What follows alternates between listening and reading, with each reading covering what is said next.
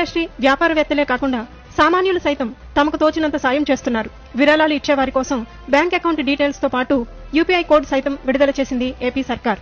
అయితే వరద బాధితుల కోసం పవన్ కళ్యాణ్ అభిమాని ఒకరు 600 రూపాయల సాయంగా అందజేశారు. ఈ విషయాన్ని అతను సోషల్ మీడియాలో పోస్టు చేయగా ఉప ముఖ్యమంత్రి కార్యాలయం స్పందించింది. ఈ రోజు నేను పనికి వెళ్లి సంపాదించిన ఈ 600 రూపాయలను విజయవాడ వరద బాధితుల కోసం ఆంధ్రప్రదేశ్ ముఖ్యమంత్రి సహాయ నిధికి పంపిస్తున్నాను. ఆదివారం పని ఉంది, ఆ డబ్బులు కూడా పంపిస్తాను. పవన్ కళ్యాణ్ గారు నాకు స్ఫూర్తి.